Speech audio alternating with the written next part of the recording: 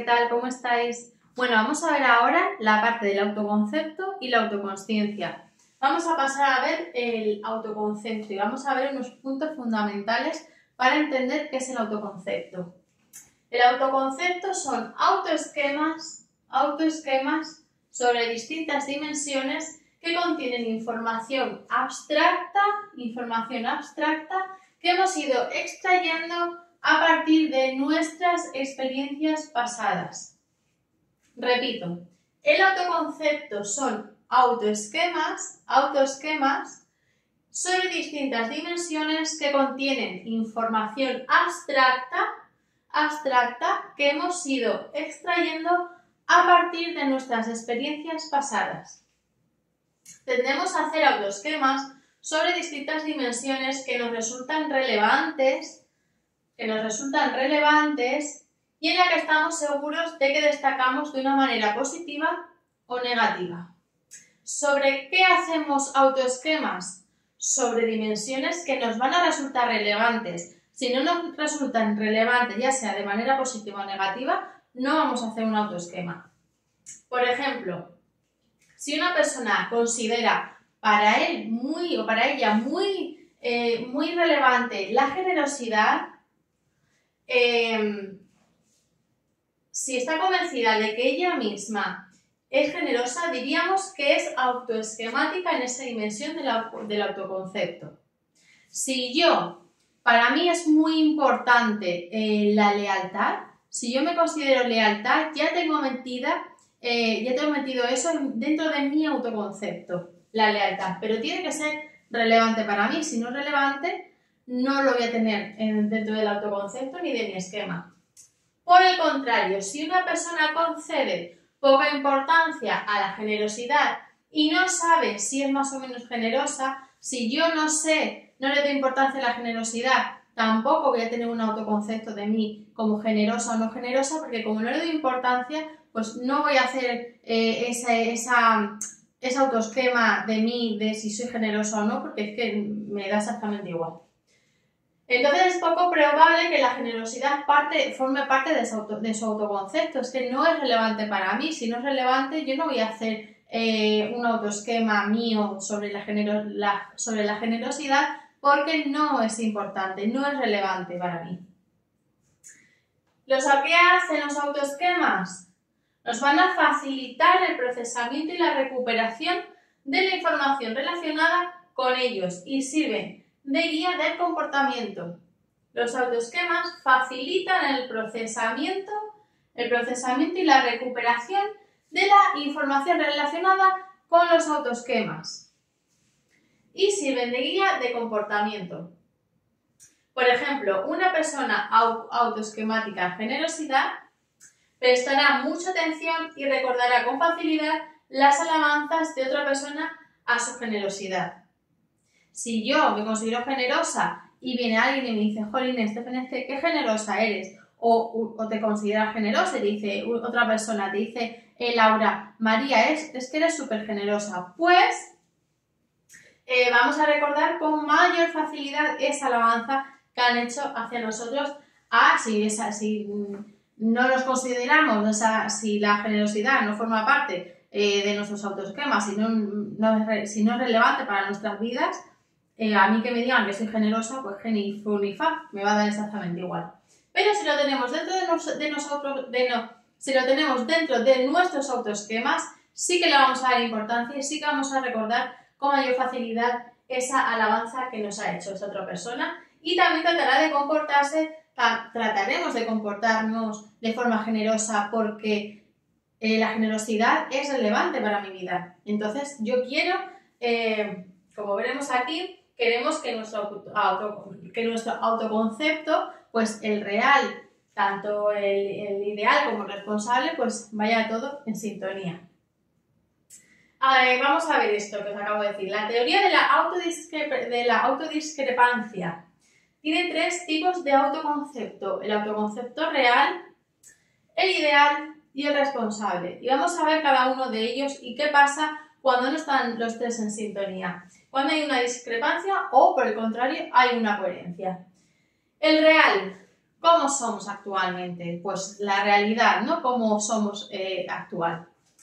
El ideal, una idea que tenemos de cómo nos gustaría ser. Y el responsable, pues cómo creemos que deberíamos ser. Porque a mí me gustaría ser, yo puedo ser, por ejemplo, yo qué sé, vergonzosa, puedo ser vergonzosa. Y me gustaría no ser nada vergonzosa. Pero la realidad, pero luego, según el autoconcepto responsable, ¿cómo realmente debería cómo debería yo ser? ¿Vergonzosa? Nada vergonzosa, muy vergonzosa, mediamente vergonzosa. Entonces, si estos tres están en coherencia, nos vamos a sentir satisfechos. Porque si lo que yo soy va en coherencia a lo que me gustaría ser y a lo que creo que debería de ser, pues vamos a tener un sentimiento de satisfacción. Si por el contrario hay una discrepancia entre ellos, vamos a tener un malestar psicológico. ¿Y qué vamos a hacer? Pues que las vamos a intentar autorregular. Vamos a intentar autorregular que el autoconcepto real, el ideal y el responsable, pues vaya en coherencia. ¿Y cómo vamos a hacer eso? Pues si yo soy una persona vergonzosa, pero me gustaría no ser vergonzosa, pues voy a intentar trabajar para que se me quite esa vergüenza y que lo que yo soy vaya en coherencia a lo que yo quiero ser realmente o a lo que me gustaría ser. O a lo que creo que debería ser.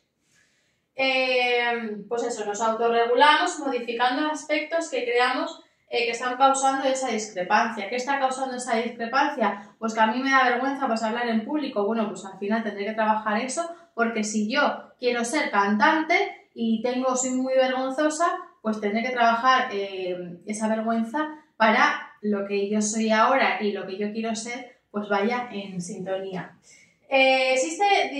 Si persiste esa discrepancia, si persiste la discrepancia entre real e ideal, vamos a tener un sentimiento de tristeza o decepción entre el real y el ideal, entre lo que yo soy actualmente y lo que a mí me gustaría ser.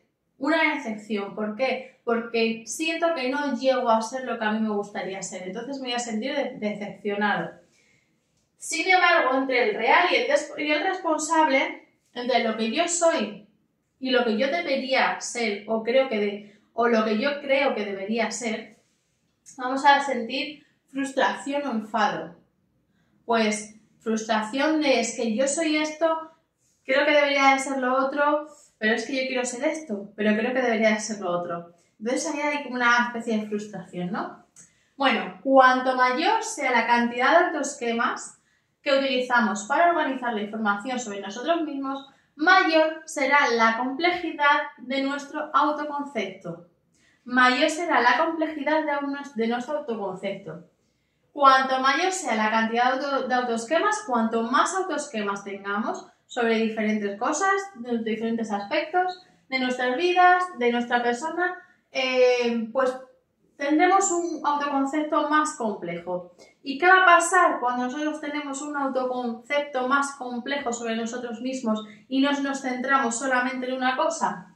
Pues que esta complejidad tiene una función amortiguadora frente a acontecimientos frustrantes. Tiene una función amortiguadora frente a acontecimientos frustrantes que nos permite refugiarnos en aquellos aspectos de nuestro autoconcepto que no se hayan visto afectados negativamente por las circunstancias. Es decir, si yo me considero una persona trabajadora, buena amiga, buena hija,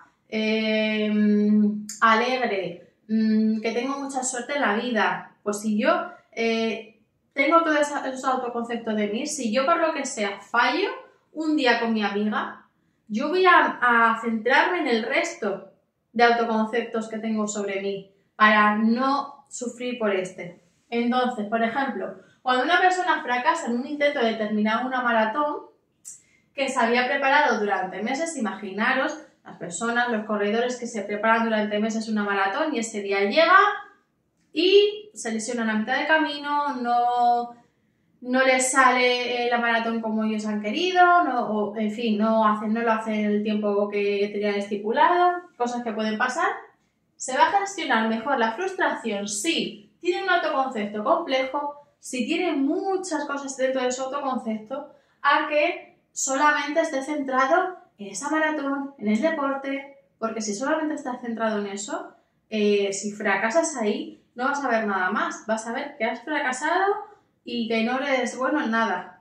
Si el autoconcepto es muy complejo, tenemos muchas cosas en las que poder distraer la atención, pues al final vamos a sufrir menos y vamos a hacer pues una acción amortiguadora frente a esos acontecimientos frustrantes. De modo que puede pensar en otros aspectos positivos de sí misma no relacionados con la capacidad deportiva. Pues mira, soy buen padre, soy buen hijo, soy un súper buen trabajador, se me da muy bien, yo qué sé, pintar, en fin. No todas las creencias que tenemos de nosotros mismos son explícitas. No todas las creencias vienen de nosotros mismos, otras muchas vienen de fuera.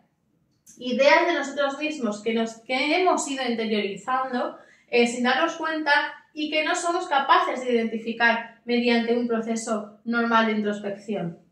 Por ejemplo, los miembros de un grupo desfavorecido pueden acabar incluyendo en su autoconcepto creencias estereotipadas negativas sobre su grupo. Por ejemplo, incluso las mujeres, si nosotros desde pequeñas estamos, imaginaos que vivimos pues en una sociedad donde a la mujer pues todavía no se le reconoce, por ejemplo, ciertos trabajos, ¿no? Pues, ¿qué va a pasar? Que inconscientemente eso lo vas a ir almacenando en tu memoria y cuando llegas, por ejemplo, a la edad adulta, pues vas a tener un autoconcepto que realmente no es tuyo, ¿sabes? Sino que es implícito.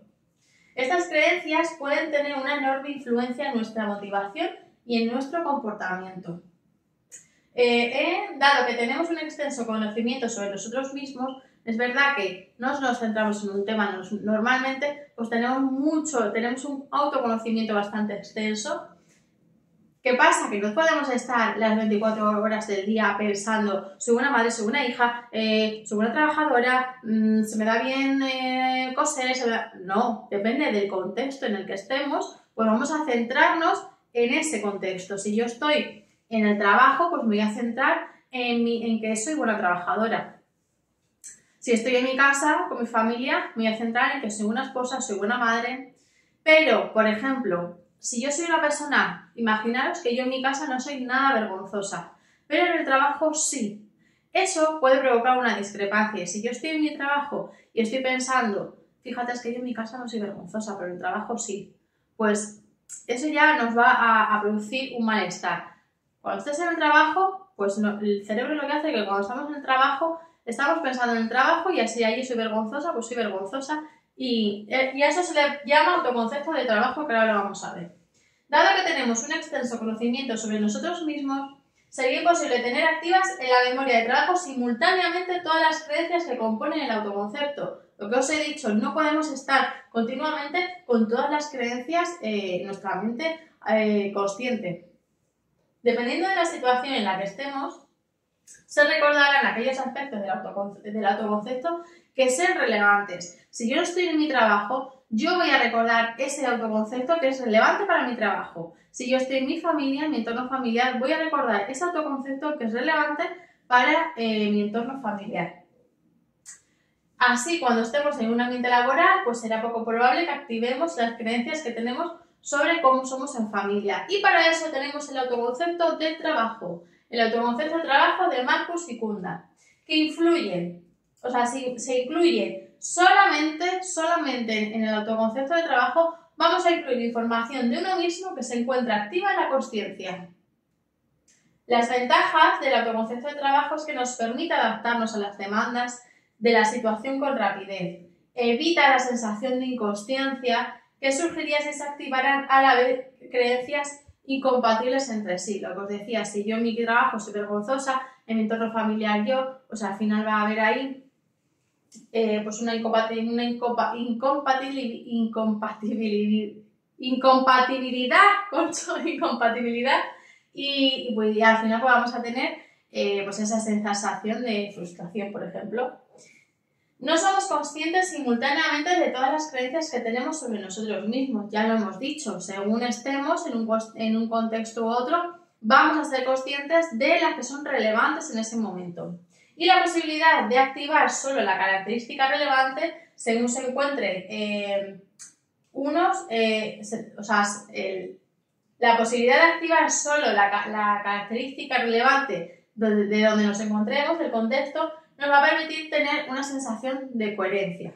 Pues si yo soy vergonzosa del trabajo, pues soy coherente de que soy vergonzosa del trabajo y punto. Y no comparo con cómo soy en el trabajo a cómo soy en la familia, porque eso nos llevaría a una incoherencia nos llevaría a un malestar psicológico. Y con esto pues hemos acabado el autoconcepto y vamos a pasar al siguiente punto. Adiós. Buenas. Bueno, vamos a ver ahora la autoconciencia. Es el estado psicológico en el que somos conscientes, autoconciencia, conscientes de uno mismo, de nuestras propias características, sentimientos y comportamientos.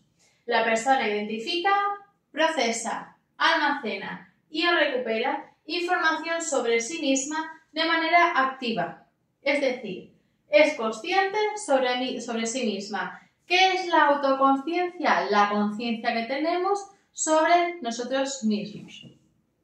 Gracias a la autoconciencia podemos identificar aquellas partes de autoconcepto que debemos modificar. ¿Cómo sé yo qué es lo que tengo que modificar de lo que hemos visto anteriormente de nuestro autoconcepto, de esas creencias que teníamos sobre nosotros mismos? ¿Cómo sé qué es lo que tengo que modificar? Pues a través de una autoconciencia, de siendo conscientes de cómo somos nosotros mismos, vamos a ver qué partes de ese autoconcepto podemos modificar o creemos que debemos modificar. Y de este modo, reorientar nuestro comportamiento. Esas partes que no nos gustan de nosotros o que deseamos cambiar para tener esa regulación, pues vamos a hacer una reorientación de nuestro comportamiento, pensamientos o sentimientos o de resistir a tentaciones. También nos va a ayudar esa autorregulación, esa autoconsciencia, nos va a ayudar a resistir a tentaciones que, aunque son placenteras a corto plazo, pueden resultar perjudiciales a la larga. Autoconsciencia promueve la adhesión a normas prosociales, e inhibe el comportamiento antinormativo. Inhibe el comportamiento antinormativo, y si inhibe el comportamiento antinormativo, pues va a promover la norma prosocial. Hay 3 emociones autoconscientes que nos van a regular nuestro comportamiento y nuestras interacciones con los demás. Esas 3 emociones son la vergüenza, la culpa y el orgullo. Muchas veces nos abstenemos de llevar a cabo acciones que pueden resultar dañinas para otros por un sentimiento de culpa anticipada. Muchas veces nos abstenemos de llevar a cabo acciones que pueden resultar dañinas. ¿Y cómo lo hacemos? Pues lo hacemos de una manera anticipada. Otras veces realizamos conductas que requieren un enorme esfuerzo personal porque sabemos que al final vamos a sentir un orgullo y eso nos gusta. Cuando hemos conseguido un logro importante o cuando alguien nos halaga, es agradable tomar autoconsciencia de uno mismo. Oye, pues si yo le he hecho un favor a una persona, pues me gusta que esa persona a lo mejor me halague y me diga, ay, pues gracias, eres una persona muy amable, ¿no? Para mí la amabilidad tiene relevancia. Pues sí que me gusta que esa persona me halague y me diga que soy muy amable. Pero ¿qué pasa cuando hemos tratado mal a alguien o hemos fallado en una tarea importante o nos sentimos socialmente rechazados? ¿Qué va a pasar? ¿Nos va a gustar en ese momento? ¿Nos va a hacer bien hacer una autoconsciencia, ser conscientes de ese comportamiento que hemos tenido o de cómo somos? Pues cuando hemos tratado mal a alguien, hemos fallado en una tarea importante, nos sentimos socialmente rechazados, no resulta nada placentero, no resulta placentero reflexionar sobre nosotros mismos. ¿Y qué hacemos? Porque inevitablemente lo vamos a hacer. Entonces tenemos que evitar esa reflexión hacia nosotros mismos, porque nos va a resultar desagradable. ¿Y cómo la evitamos? Muchas veces viendo la televisión, consumiendo alcohol y drogas, atracones de comida y en casos más graves, suicidio. Pensar en exceso en uno mismo puede acarrear problemas. Imaginaros todo el día estar pensando, siendo autoconscientes de cómo somos, de cómo nos comportamos, sería agotador, ¿no? Y luego, además, una persona con alta disposición a centrar la atención en aspectos internos de uno mismo, ¿qué va a pasar? Pues que va a haber una menor autoestima, un mayor nivel de afectos negativos como la depresión, la ansiedad o el estrés. ¿Qué personas son muy propensas a eso? La elevada autoconsciencia viene dada en algunos casos por la excesiva preocupación por cómo nos ven los demás. ¿Y quiénes son muy propensos a tener esa excesiva preocupación a cómo nos ven los demás?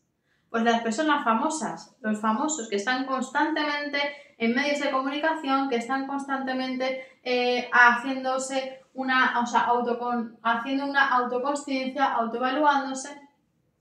Por ejemplo, la fama induce a una situación de autoconsciencia crónica que fomenta los comportamientos autodestructivos.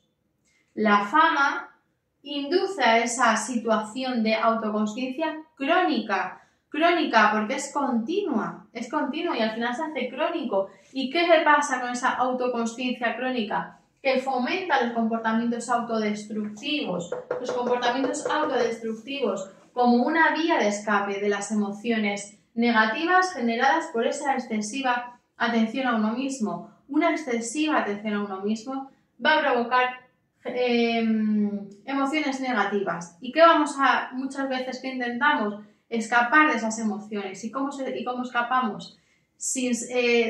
No siendo autoconscientes. ¿Y cómo soy yo no autoconsciente? Pues haciendo cosas que hacen que no sea consciente, como consumir el alcohol, por ejemplo. Consumir alcohol hace que no inhibe la autoconsciencia. Saller encontró que el inicio de la fama coincidía con un aumento del uso de pronombres de primera persona, del singular en los textos analizados, en canciones, en poemas, en historias, ¿vale? Morin y Craig compararon la autoconciencia pública y la privada. Y aquí tenemos, pues unos puntos que la fama eleva la autoconsciencia, el alcohol reduce esa autoconsciencia, por eso cuando creemos que hemos hecho algo mal y no queremos ser conscientes de ello o no queremos sentir esas emociones negativas, pues recurrimos al alcohol para reducir esa autoconsciencia. Conocemos muchos casos de famosos que han caído en drogas, en alcohol, en suicidio. La exposición continua a la evaluación de los demás va a hacer que tengamos una autoconsciencia crónica y nos va a provocar una emoción desagradable. Dirigir la atención a uno mismo propicia la comparación entre un autoconcepto real y el ideal. El estar continuamente dirigiendo esa atención a nosotros mismos, al final va a haber un momento en el que ya cualquier cosita, cualquier aspecto nuestro que nosotros no somos perfectos, ninguno somos perfectos, pero al final esa autoconsciencia crónica, esa dirigir la atención hacia uno mismo, al final ¿qué pasa? Que ahora ya hay un prototipo de persona ideal, ¿no? Ya mira lo que pasa con las operaciones, con la persona esa ideal, ¿no? Que hace la IA, por ejemplo, que no existe, pero que al final queremos ser así, y como queremos ser así y no somos así, pues hay una disonancia y una discrepancia, que lo que hace más posible es que acabemos descubriendo deficiencias personales. Cuanto más dirijamos la atención a nosotros mismos, pues mayor va a ser esa comparación entre el autoconcepto real e ideal y mayor va a ser las diferencias personales que encontremos. Carver y Zeyer realizan distinción entre la autoconsciencia pública y la privada. Y vamos a ver la diferencia entre las dos. La autoconsciencia pública nos lleva a adherirnos a normas sociales. Pública, social, normas sociales. Adherirnos a normas sociales. ¿Pero por qué? Por miedo a ser valorados negativamente por los demás y no realmente por lo que nosotros pensemos. Nos motiva a presentarnos de manera positiva ante otros y no como realmente somos o nos comportamos en privado. Por ejemplo, yo soy una persona muy desordenada, pero hoy tengo una cena con unos amigos en casa. Me da vergüenza, me avergüenzo de mostrar la casa en ese estado. Entonces, ¿qué hago? Pues trato de adecentarla para que cuando vengan mis amigos no piensen que yo soy una persona desordenada. Y la privada se produce cuando pensamos en aspectos íntimos y personales de nuestro autoconcepto. Privada, pues si la pública era social, la privada era aspectos íntimos, íntima, personal, de nuestro autoconcepto. Nos impulsa a comportarnos de manera coherente. Si la pública nos impulsaba a comportarnos de una manera que no éramos solamente por agradar a los demás, pues la privada nos impulsa a comportarnos de manera coherente con nuestros principios y normas personales. Cuando esas normas personales tienen una orientación prosocial, pues la autoconsciencia privada puede prevenir conductas inmorales como la trampa y los engaños. Y con esto pues hemos acabado la parte de la autoconsciencia y vamos al siguiente vídeo. Adiós.